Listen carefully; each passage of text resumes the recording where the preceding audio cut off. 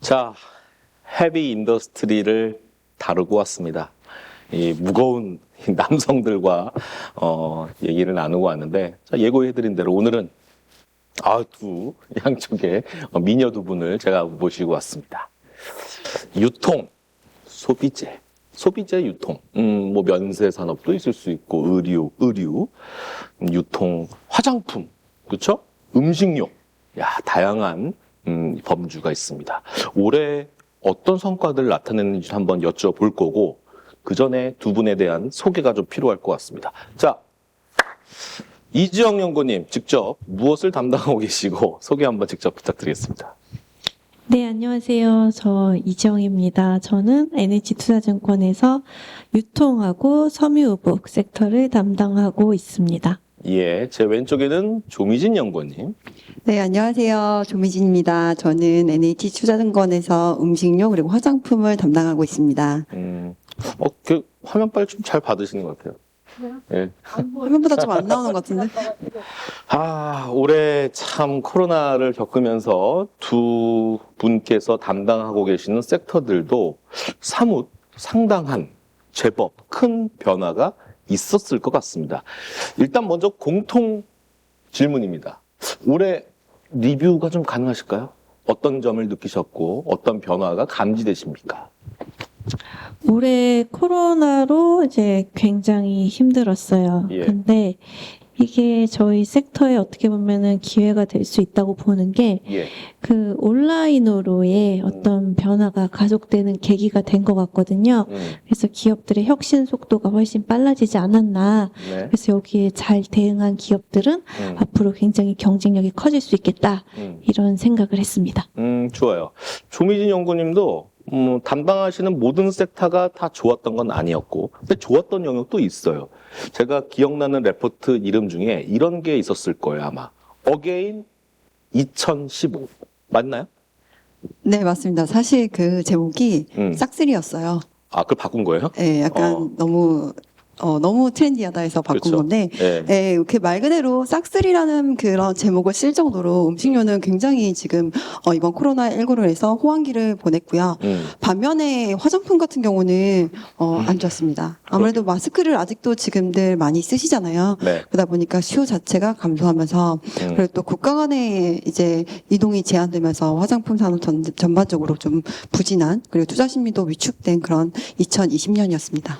두 분이 담당하는 섹터에 공통점이 하나 있어요. 그게 바로 과거 중국 차이나 모멘텀이라는 교집합이 좀 있었죠.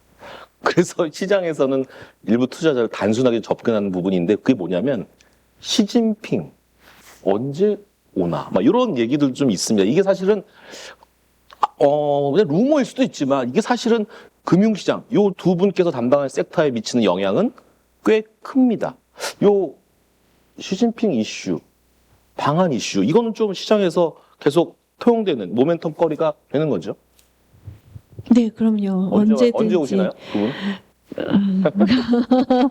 안녕하세요. 네. 큰 분이셔서, 네. 윗분들이 알아서 근데 왜 하실 걸로 보고 그분을 있습니다. 기다리는 거죠? 그분이 오면 뭐가 달라지나요? 이제 한중 관계가 개선될 거라고 보는 거죠. 그래서 여태까지 한한령이라고 해서 뭐 이제 비공식적이긴 하지만 한국의 컨텐츠나 뭐 여러 가지에 대해서 약간의 제재가 있었잖아요. 이제 그런 것들이 풀어지면서 아무래도 한국 소비재가 해외에서 더 많이 팔리고 또 중국 관광객들도 우리나라에 더 많이 들어오고 그래서 어쨌든 중국 관련 어떤 이런 소비 테마가 크게 부상하지 않을까라고 저희는 기대를 하고 있는 겁니다. 자, 3분기 성적표가 대충 마무리됐나요? 화장품 같은 경우는 이제 대형 브랜드 두 개사 정도는 이미 실적이 나왔고, 음식료는요? 음식료도 대형사 중심으로만 실적이 나왔습니다. 그 외에는 지금 아직 마지막 날에 다 몰려 나올 것 같습니다. 자, 제가 먼저 조미진 연구원한테 궁금한 것이 하나 있어요. 음식료 업종이 상당히 시장 대비해서 아웃퍼폼했습니다. 그런데 3분기, 자, 9월, 10월, 11월 주가의 탄력도가 조금 둔화된 것 같은 느낌이 좀 있습니다. 한 번 더 주가의 레벨업이 가능하려면 어떤 상승 트리거가 좀 필요할까요? 아무래도 실적인 것 같아요. 실적, 예. 사실 뭐 상반기 때 굉장히 좋았던 거는 다들 우리 확진자가 되었잖아요. 그래서 이제 확진자. 네, 확진자가 되었잖아요. 네. 네, 코로나19로 인해서 다들 이제 집안에 머무르셨고 예. 이제 외식을 안 하시다 보니까 이제 집에서 있는 그 가정 내 식품 수요가 상반기 때 굉장히 급증을 했습니다.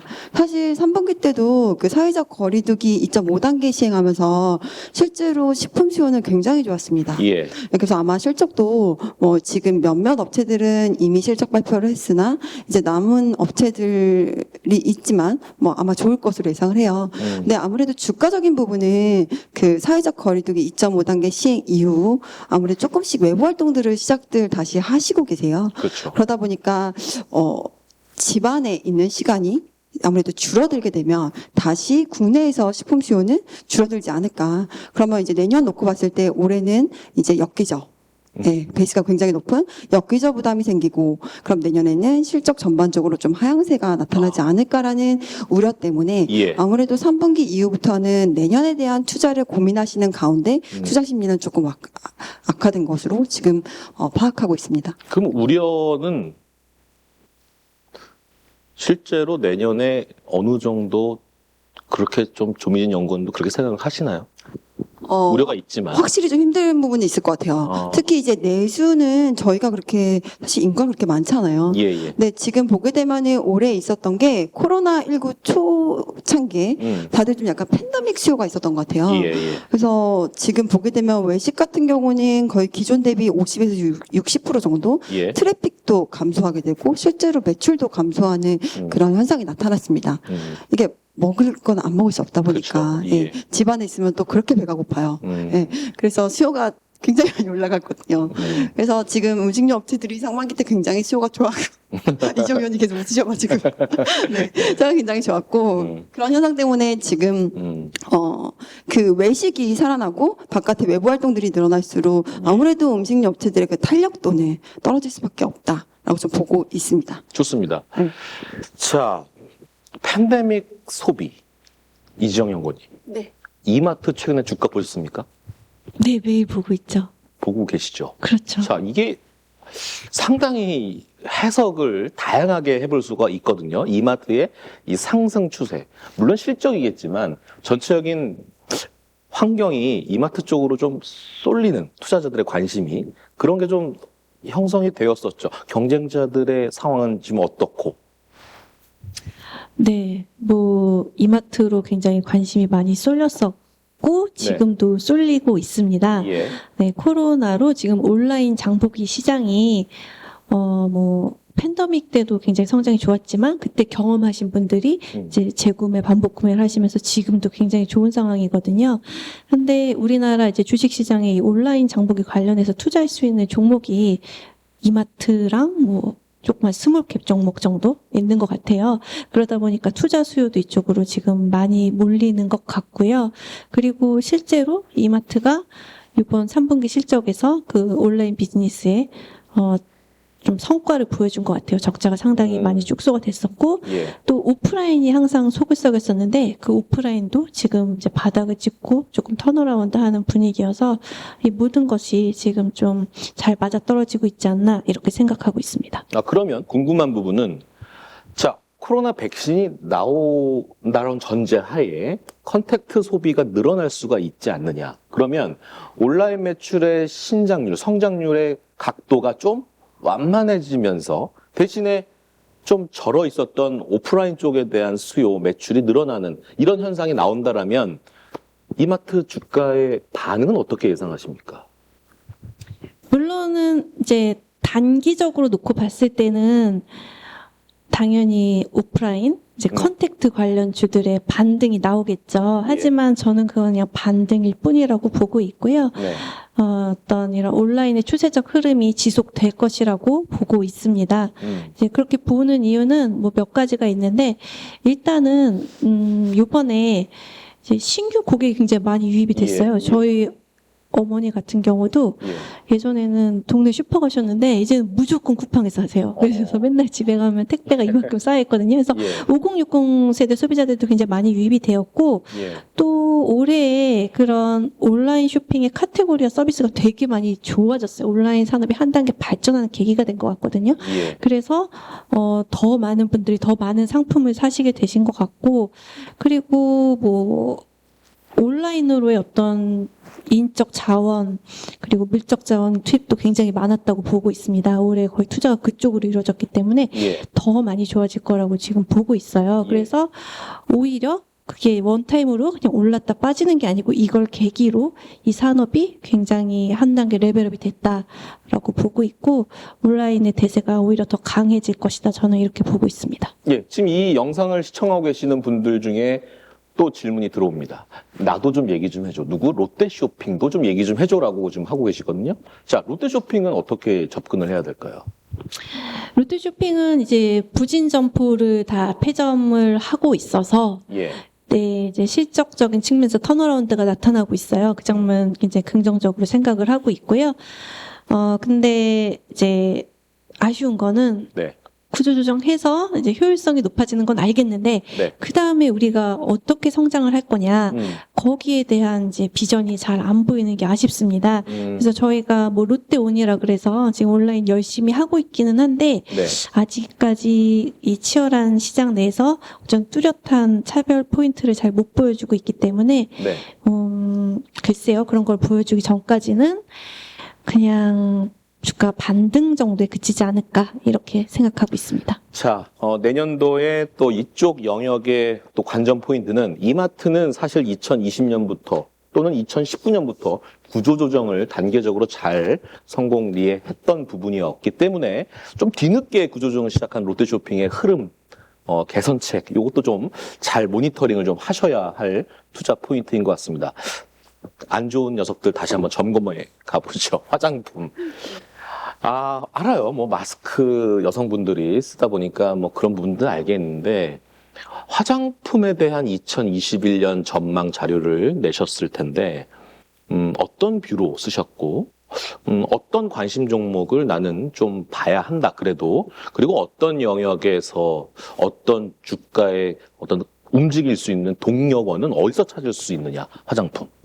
우선 2021년은 2020년에 너무 안 좋았기 때문에 예. 우선 기본적인 수요는 반등한다라고 좀 보고 있고요. 여기에 추가적으로 사실 국내 화장품 업체들의 가장 큰 수요처는 국내보다는 사실 중국입니다. 네, 중국 소비자들이에요. 근데 지금 중국 같은 경우는 코로나19 상황이 거의 다 종식 상태이고요. 그리고 소비가 다 일상생활로 돌아온 상황입니다. 그러다 보니까 이제 중국 쪽에서의 그런 기회 요인들이 다시 생겨나고 있다라는 차원에서 지금 자료를 작성을 했고요. 예. 네, 그런 측면에서 우리 업체들에게 다시 한번 반등의 기회를 주지 않을까 이렇게 예상하고 있습니다. 좋습니다. 또 안 좋은 영역 또 물어봅니다. 면세. 자, 이번에 여러분들 다 목격을 하셨을 겁니다. 코로나 백신에 대한 개발, 개선률에 대한 언론 소식들이 나오면서 우리가 사실은 시클리컬 종목, 가치주 반등도 했고요. 금융주도 반등을 했습니다. 은행권. 그런데 저 한켠에서 면세 종목들에 대한 반등도 목격을 할 수 있었습니다. 물론 항공, 여행 이쪽 함께 더불어서 이게 단순한 기술적 반등이겠죠. 아니면 의미를 도도되는 건지 이제 바닥을 찍은 건지에 대한 궁금증이 있습니다. 이거는 저는 그래도 단순한 기술적 반등 플러스 알파가 있다라고 생각을 하고 있습니다. 예. 그래서 아까 오프라인 유통, 뭐 백화점 뭐 이런 것도 말씀드렸을 때는 사실상 어떻게 보면은 온라인 시대 경쟁력을 잃고 있는 업태이기 때문에 단순한 반등이라 말씀드렸던 건데 이거는 그런 탑다운적인 관점에서 봤을 때 중국 소비는 굉장히 커가고 있는 테마거든요. 그렇기 때문에 단순한 반등 플러스 알파가 있을 것 같다라고 보고 있어요. 물론 이제 최근에 중국이 자국 면세점을 키우기 시작하면서 이제 한국 면세점의 경쟁력에 대한 우려가 있는 것은 사실입니다.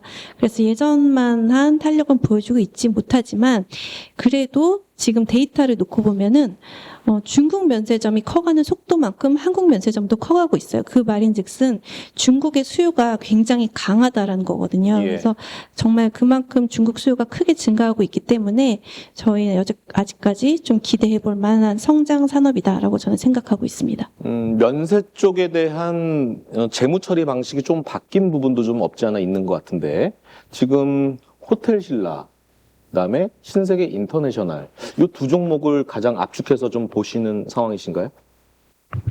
중국 관련 소비주 중에서 국내 면세 업종의 종목 관련해서 뭐 호텔 신라, 뭐 신세계, 요새 현대백화점까지도, 예, 그리고 뭐 신세계 인터내셔널도, 네, 다 보고 있고요. 예.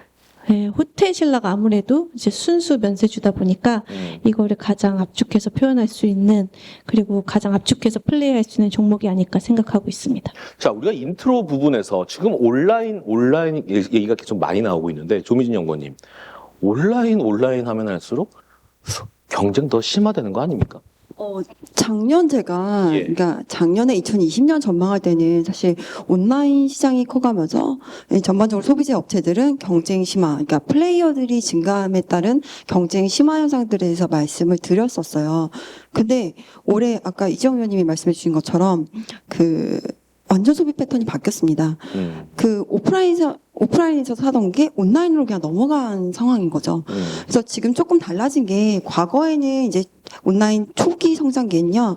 그 온라인이라는 채널은 최저가 제품을 살 수 있는 채널, 그리고 오프라인에서 사기 어려운 분들이 구매했던 채널이었어요. 예. 그리고 브랜드력이 없는 제품들이 입점할 수 있는 채널. 근데 완전 바뀌었어요. 이번에 코로나19 때문에 뭐 다들 비대면으로 그렇죠. 지금 구매를 하셨잖아요. 예. 이제는 그 검색어 상위를 잘 한번 기억해 보시면 사실 뭐 만두 이런 건 잘 없어요. 예. 채소 이런 건 없어요. 근데 이제 비비고, 아. 예, 신라면 뭐 이런 거, 짜파구리 이런 것들은 검색어 상인 거죠. 예. 그래서 과거랑 조금 달라진 게 있다라면 과거는 그냥 무차별적인 경쟁 채널 그리고 이제 신규 플레이어들이 입점할 수 있는 채널이었다면 이제는 그냥 기존에 우리가 먹던 아니면 사용하던 그런 소비재들을 그냥 온라인으로 구매하는 그 채널의 시프팅이 일어난 거죠. 예. 그래서 뭐 기존에 있던 그런 업체들이 경쟁 심화를 경험한다기보다는 예. 앞서 뭐 말씀해 주셨던 것처럼 오프라인이 사실 고정비가 굉장히 강한 채널이잖아요. 그에 따라서 사실 오프라인 안에서는 또 이런 소비재 업체들도 같은 비용 부담을 같이 가져가야 되는데 온라인으로 가면서 이 중간에 있는 중간 채널에서의 비용 부담이 약화되고 예. 그로 인해 이런 소비자 업체들도 같이 수익성이 올라가는 효과들이 나타나고 있습니다. 좋습니다. 저도 옛날 사람인가 봅니다. 옛날 그 뉴스에 나왔던 화면이었는데 중고등학생들이 집에 가는데 학교 가는데 모두 다 똑같은 옷을 입고 있습니다. 검은색 패딩. 그것도 이제 제품명 얘기가 되겠죠. 영원무역이죠. 영원무역. 그때 널스페이스라는 다 그것이에요. 그리고 사실 그게 고가였어요. 그때 주가 상당히 괜찮았지 않습니까? 그런데 이번 코로나 직격탄을 맞으면서 의류 업종들에 대한 상당히 비상등, 빨간불이 켜졌었죠. 근데 여름서부터 이상한 일이 벌어졌습니다. 주변 국가이긴 하지만 대만의 의류 업체들의 주가가 갑자기 레벨업이 되는 주가 리레이팅 상황이 발생한 거죠. 그래서 한국의 의류 업체들도 다시 봐야 한다라는 얘기들이 계속 쏙쏙 나왔습니다. 실제로 주가에 반응한 기업들도 몇몇 있었죠. 자, 의류 업종에 대한 투자 전략 어떻게 삼아야 될까요? 네. 말씀하신 이제 대만 케이스 같은 경우에는 OEM 비즈니스로 보고 있는데, 네. OEM 쪽도 코로나로 저는 구조적으로 좋아졌다라고 말하고, 브랜드 비즈니스도 코로나로 좋아졌다라고 말합니다. 그래서 저는 이제 섬유호복 업종은 내년에 좀 좋게 보고 있어요. 올해 코로나를 겪으면서 좋아질 업종으로 좀 추천을 드리고 있습니다. OEM 쪽을 먼저 말씀을 드리자면은, 일단은 이렇게 된 게, 굉장히 많은 중소형 OEM 업체들이 시장에 있어요. 근데 이번에 코로나를 겪으면서 약간 유동성 위기나 이런 것들을 겪게 된 거죠. 그러면 브랜드 입장에서 거기 발주를 줬는데 물건을 못 받게 된다거나 뭐 이런 일들이 발생할 수 있기 때문에 브랜드 업체들이 신용이 탄탄한 이제 대형 업체들로 이제 주문을 몰아주기 시작한 겁니다. 그래서 대형 업체로의 쏠림 현상이 나타났고 좀 시장이 구조조정되는 그런 일이 좀 발생을 했었던 것 같고요. 또 이게 중국에서 어쨌든 발생했다고 해야 되나? 하여튼 글로벌리 특히 예. 미국이나 유럽 쪽에서 지금 중국에 대한 인식이 별로 좋지가 않아요. 그래서 예. 소비자들이 이제 중국산을 조금 기피하고 이런 예. 현상이 나타나면서 이제 메이드 인 차이나보다는 뭐 예. 메이드 인 인도네시아나 베트남 이런 쪽으로의 어떤 이제 브랜드 택 뭐라고 해야 예, 돼 예. 생산자 택이 이제 바뀌고 있는 상황이에요. 예, 그래서 맞아요. 이제 동남아에 있는 업체들의 수혜가 나타났습니다. 그래서 동남아에 있는 이제 대형 OEM 회사들은 이제 오히려 코로나를 계기로 좋아졌다라고 말할 수 있을 것 같고요. 뭐 대표적인 게 한세실업. 인 것 같고 주가가 상당히 많이 좀 퍼포먼스가 좋았었고요. 예. 영업무역도 그거를 뭐 따라가려고 노력은 하고 있는 상황이다라고 말씀드릴 수 있을 것 같고요. 또 브랜드 산업 같은 경우에는 요번을 계기로 이제 안 되던 오프라인 채널을 많이 접고 자사몰 온라인으로 지금 많이 이동을 하고 있습니다. 근데 이 자사몰을 통해서 판매를 하게 되면은 유통업체에 줘야 되는 수수료가 없어요. 그래서 수익성이 엄청 개선이 되거든요. 그래서 어떻게 보면은 산업의 어떤 체질 개선, 구조 조정이라고도 말할 수 있을 것 같고, 그래서 앞으로 좀 수익성이 한 단계 높아지는 계기가 되지 않을까라고 생각해서 저는 뭐 패션 산업에 대해서는 굉장히 좋게 보고 있습니다. 여전히 옷값은 비쌉니다. 고가 브랜드가 참 많습니다. 어쨌든 내년에 좀 관심을 가져야 할 섹터임에는 자명한 사실인 것 같습니다. 자, 최근에 그 직장인들이 담배를 필 만한 공간이 참 점점 줄어들고 있는 것 같은데 담배 얘기 좀 합시다. KT&G 얘기를 좀 해야 될 것 같은데 답답하죠. 주가가 무겁습니다. 무거운데 또 가벼울 땐 가볍더라고요. 자, 내년에는 좀 희망을 걸어도 될까요? 뭔가 글로벌 해외 모멘텀이 좀 있는 것 같은데. 글로벌 해외 모멘텀이 있습니다. 예. 근데 이제 KT&G가 사실 연초부터 굉장히 안 좋았던 거는 악재들이 많았어요. 일단 실적뿐만 아니라 그 금감원 이슈도 있었고요. 예. 그리고 일단은 상반기 때는 실적 자체도 좋지 않았습니다. 제일 주력 국가인 이제 중동 쪽이 환율 이슈 때문에 계속 재계약이 지연되면서 그쪽의 수출 부진으로 인해서 전반적인 실적이 타격을 받는 현상이 상반기 때 있었고요. 그리고 또 하나는 이제 미국 쪽 제재였어요. 미국에서 약간 이거 반덤핑이다 해가지고 제재를 가했었죠. 근데 이제 이러한 이슈들이 이제 여름 지나면서 다 해소가 되었습니다. 그럼에도 불구하고 주가가 무거웠어요. 예, 맞습니다. 무거웠던 이유는 다른 것보다 이제 제 판단은 2차 전지가 날아가고, 수소차가 날아가고 하는 그런 성장주 중심의 그런 장에서는 사실 KT&G는 조금 약간 매력도는 떨어지지 않았나 이렇게 좀 판단을 하고 있습니다. 확실히 이제 뭐 내년 놓고 보게 되면은 실적은 굉장히 반등 세게 할 것 같아요. 특히 상반기 같은 경우는 아까 말씀드린 대로 실적이 되게 안 좋았어요. 그런데 일단 그 담배 쪽에서 가장 실적 개선의 모멘텀이라고 보고 있는 그 해외 쪽 실적들이 굉장히 조금 아웃퍼폼할 것으로 보여지고 있고요. 이런 해서 실적은 좋은데 또 밸류에이션 싸죠. 그래서 사실 저는 지금부터 연말까지 해서 사실 뭐 배당도 올려줄 거고, 우리 사장님께서 백봉인 사장님께서 내년 3월에 또 연임 이슈가 있으세요. 그래서 아마 주가 부양에 대한 그런 의지들이 좀 강하실 것 같아요. 그래서 그렇게 뭐 연초까지는 그래도 주가 흐름은 좀 안정적이지 않을까. 그래서 뭐 변동성이 큰 장에서 뭐 아무래도 안정적인 포트폴리오 구축 하나 정도는 있으셔야 되잖아요. 좀 그런 차원에서 접근하시는 것을 좀 추천드리고 있습니다. 좋습니다. GS 계열의 변화가 최근에 11월에 좀 일어나고 있는 것 같습니다. 우리가 앞서 전 컨텐츠에서 다뤘던 내용들 중에 모바일 커머스에 대한 강조도 좀 했던 부분이 있습니다. 뭐 네이버, 카카오 얘기하면서 얘기했었던 부분인데 GS 쪽도 뭔가 모바일 커머스의 강화를 위한 뭔가 기업의 변화가 좀 있는 것 같습니다. 이게 어떤 현상을 얘기를 하는 걸까요, 이게?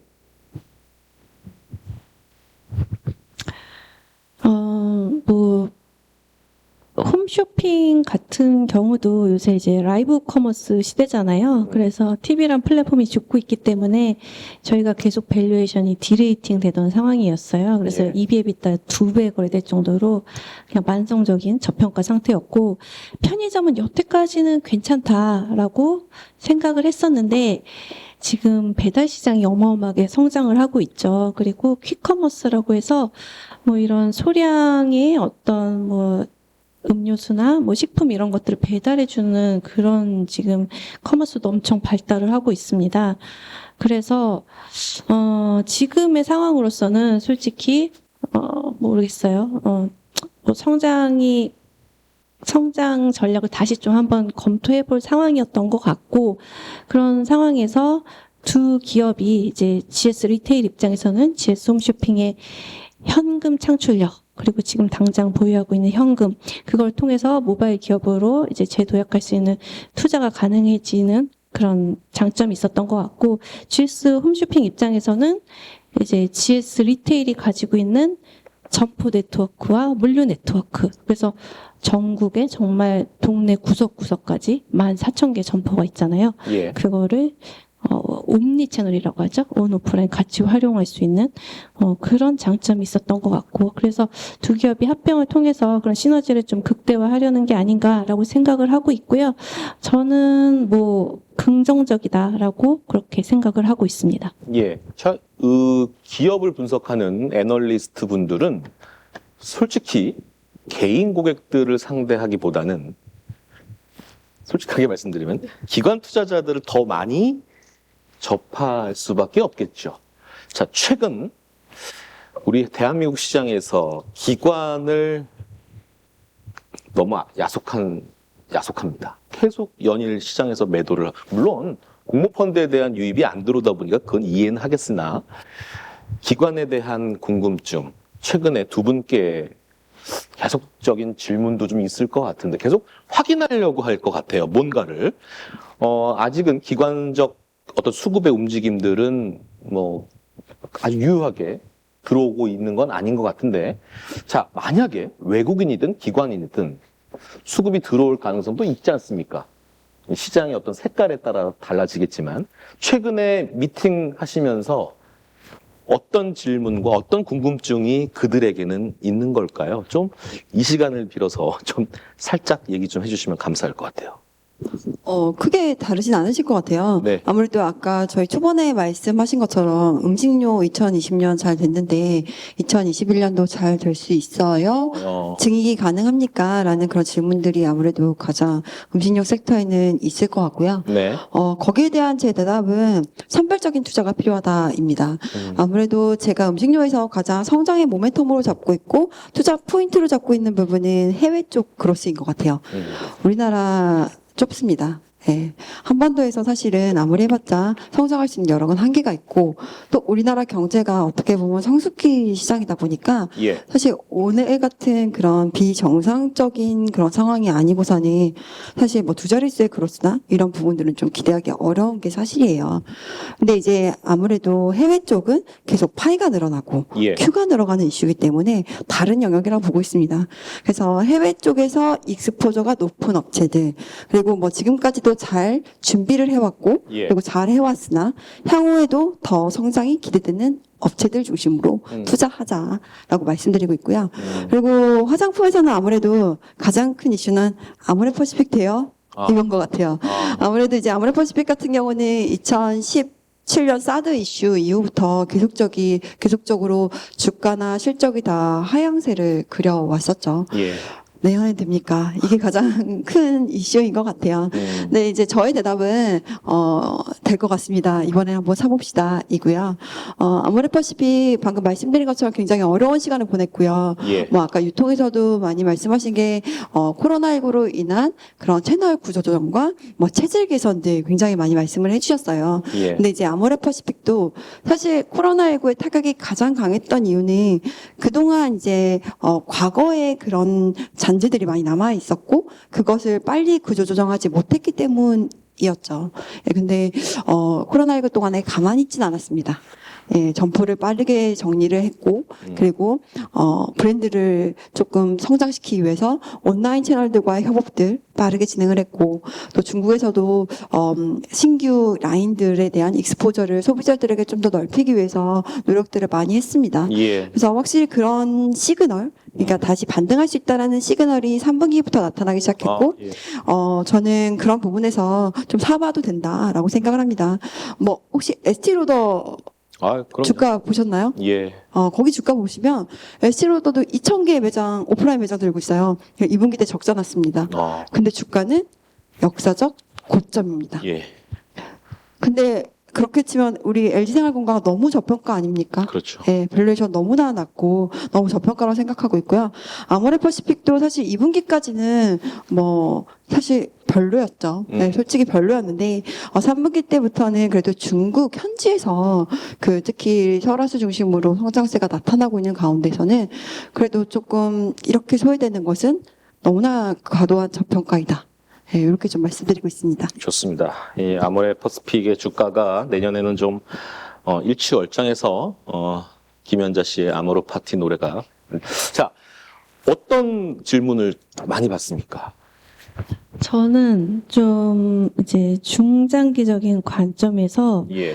이 유통산업이 어떻게 변화할 것이냐 이런 질문을 요새 가장 많이 받고 있어요. 예. 그래서 뭐 지금 상장되어 있는 유통업체 중에 백화점, 뭐 대형마트, 편의점, 홈쇼핑, 뭐 그다음에 뭐 전자 전문점 여러 가지가 있지 않습니까? 이런 것들이 지금 온라인으로 어떤 변화를 겪을 것이고 이들이 어떻게 대응해야만 살아날 수 있느냐 이런 질문을 제일 많이 받고 있는 것 같아요. 그리고 패션 쪽도 역시 마찬가지인 것 같아요. 지금 온라인 시대에 저희가 어떻게 채널을 온라인으로 다변화하고 있고 어떤 채널 전략을 가지고 가고 어떤 온라인 마케팅 전략을 가지고 가고 있느냐 예. 이런 것들이 제가 요새 듣는 거의 질문에 한 7, 80% 정도 되지 않나 생각이 듭니다. 좋습니다. 자, 2021 NH 인베스트먼트 포럼 자 유통과 소비재 담당하시는 두 분의 이제 마지막 질문은 종목입니다.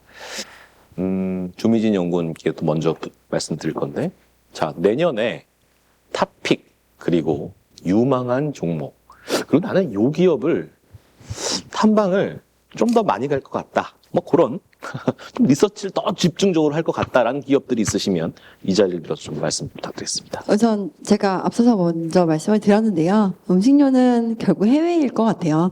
해외에서 성과가 얼마나 잘 나타나는지 직접 가보고 싶은데 가볼 수는 없기 때문에 아무래도 기업들하고 긴밀하게 좀 연락을 해야 되지 않을까 싶고요. 가장 제가 관심 있게 보는 거는 CJ 제일제당하고 오리온입니다. 뭐 아무래도 제일제당 미국 진출했다, 뭐 거기서 CJ컵 열었다, 뭐 여러 가지 말들이 많은데 최근에 보니까 그동안 이제 그 점포 3,000개 정도 점포에 비비고 만두가 팔리고 있는데요. 그 월마트, 타겟이라는 그 현지인들이 자주 가는 그 흔히 저희 메인 스트림이라고 하거든요. 그쪽에 지금 1,500개, 1,400개 점포에 추가적으로 지금 비비고 만두가 입점이 되고 있어요. 점포가 2배 늘어나는 거죠. 네. 그리고 내년에는 아마 이게 더 늘어날 것 같아요. 그러면은 이제 현지인들이, 외국인들이 마트에서 만두를 사서 먹는 것을 볼 수 있는 날이 조만간 오지 않을까.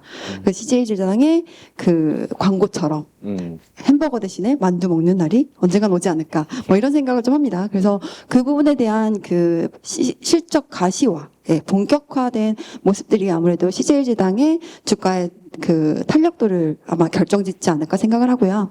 오리온은 뭐 중국 기업이라고 착각하시는 분들도 있을 정도로 워낙 중국에서 그동안 잘해왔어요. 예. 뭐 사드 때 어떻게 보면은 전반적으로 중국 기업이 안 좋았는데 유일하게 제일 먼저 반등이 일어난 기업이라고 좀 보고 맞습니다. 있어요. 예. 네, 그만큼 이제 중국에서 너무너무나 잘하고 있는데 그냥 잘하는 게 아니더라고요. 예. 워낙 채널을 다변화시키고 그리고 거래처를 늘리고 예. 제품을 계속 집어넣으면서 소비자하고의 그런 커뮤니케이션을 굉장히 활발하게 하고 있습니다. 그래서 이러한 부분들이 지금 전혀 반영되지 않고 주가는 다시 빠졌죠. 예, 그래서 이게 언제쯤 좀 더 이제 주가가 더 올라갈 수 있을지 실적이 언제쯤 더 이제 가시화돼서 나타날지 이런 부분들의 확인들이 필요하지 않을까 생각을 하고요. 화장품은 앞서 말씀드렸던 그 아모레퍼시픽. 아무래도 아모레퍼시픽이 오르고 되느냐, 주가가 되느냐 안 되느냐가 아무래도 화장품 전반적인 그런 투자 심리에 영향을 줄 거라고 좀 판단을 하고 있고요.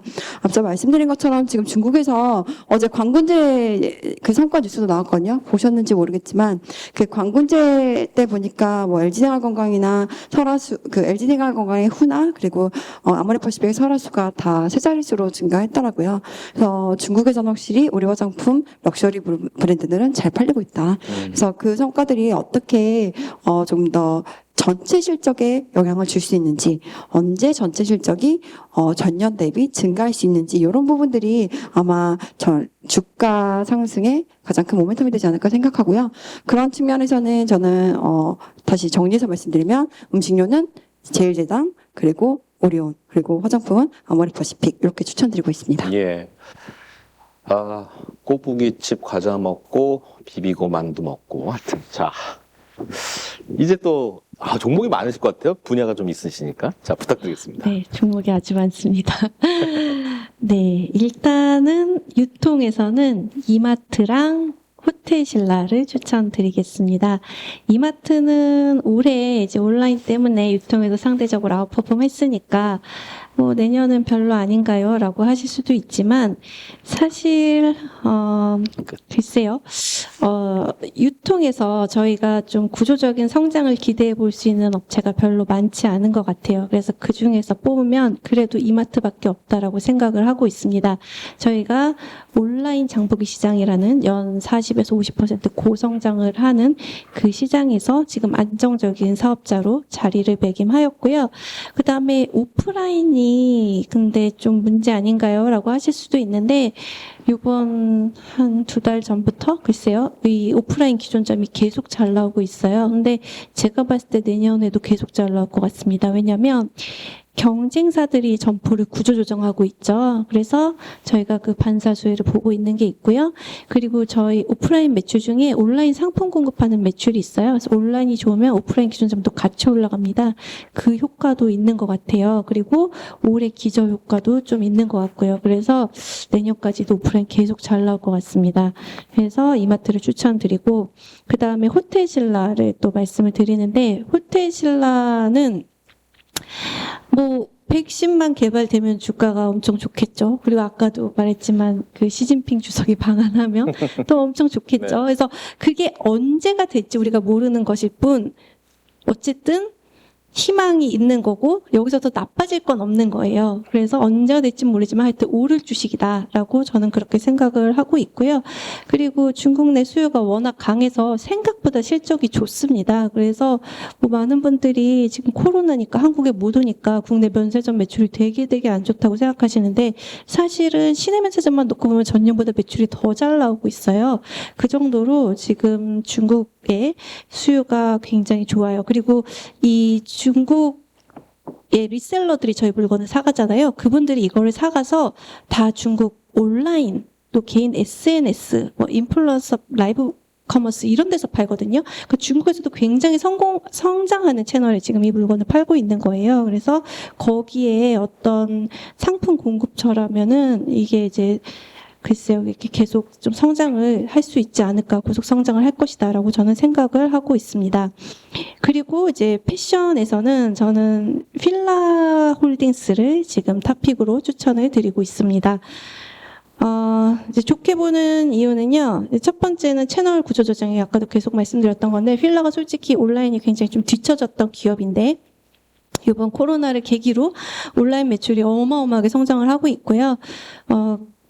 이거가 꽤 우리나라에서 근데 온라인을 잘하는 회사들이 좀 있어요. LF도 있고 한섬도 있고. 근데 왜 휠라 홀딩스를 추천드리냐면은 휠라는 글로벌 가능성이 있다는 거예요. 그래서 한국에서도 잘 되지만 미국 온라인도 잘 되고 있고 중국 온라인도 잘 되고 있습니다. 그리고 내년 기준으로 PER도 9배 정도밖에 안 되는 것 같아요. 그래서 글로벌 소비재 기업이고 글로벌 온라인 노출도가 이렇게 올라가고 있는데 너무 저평가됐다라고 생각해서 추천을 드리고 있고 저희 아큐시네트라고 해서 이제 골프 뭐 여러 가지 용품을 판매하는 회사 자회사로 가지고 있잖아요.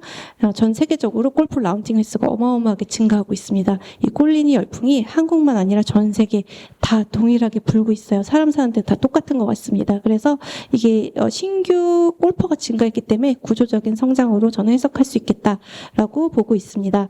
그리고 뭐 좀 마이너하게 스몰캡 뭐 이런 데까지 내려간다면은 저는 코리아 센터를 좀 추천을 드리고 있어요.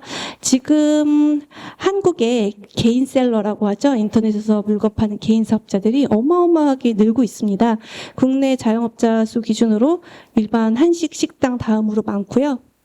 성장률은 작년에 24%인데 올해 상반기에 거의 45% 성장을 한 것으로 알고 있어요. 그래서 이런 개인 셀러들이 늘어날 것으로 보임에 따라서 그들에게 뭐 쇼핑몰 구축이라든지 각종 통합 솔루션을 제공해주는 코리아 센터가 굉장히 좋을 거다. 그리고 올해 지금 이제 달러화가 좀 약세잖아요. 그리고 해외 못 가셨잖아요. 그래서 해외 직구가 굉장히 많이 늘어나고 있고 특히 블랙 프라이데이 시즌 연말 이제 쇼핑 시즌에 엄청 몰릴 것으로 보는데 저희가 그런 직구 비즈니스도 하고 있어서 그거에 따른 이제 실적 기대감이 좀 큰 상황입니다. 그래서 그것까지도 같이 보시면 좋을 것 같습니다.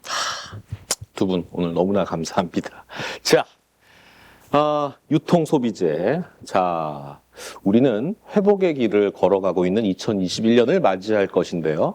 과거 2008년 금융위기를 겪고서 2009년, 2010년 어떻게 이 두 섹터의 흐름들이 걸어왔는지 한번 살짝 과거치도 한번 살펴볼 필요가 있습니다. 자, 올해 좀 이쪽 영역의 종목들이 조금 부족했다라면 내년에는 좀 더 회복의 길을 걸어가는 걸음걸이를 가지 않을까 조심스럽게 한번 예상해 볼 수 있을 것 같습니다. 이렇게 다양한 세부적인 섹터 관련된 종목들까지도 조미진 연구원과 이지영 연구원께서 친절하게 알려주셨습니다. 자, 이제 잠시 여러분 한숨 돌리시고 다음 영상에는 조금 더 화려한 종목 장세가 펼쳐지는 중소형 스몰캡과 제약바이오 뜨겁습니다. 자, 백신 관련된 이슈들 점검해봐야 되겠죠? 전통적인 제약사들 그리고 신약 모멘텀이 있는 아이들의 어떤 것들이 있는지 투자 전략까지 한번 다뤄봐야 될 것 같습니다. 중소형주 관련돼서 팀장 맡고 있는 손세훈 팀장의 아주 빛나는 연설을 한번 들어볼 겁니다. 머리도 빛날 겁니다. 그분은. 자, 일단 오늘 영상 만들어주신 두 분께 너무나 감사합니다. 자, 고생하셨고 여러분들 잠시 한숨 쉬었다가 좀 이따 다시 다음 편 영상을 기대하십시오. 고생하셨습니다. 네, 감사합니다.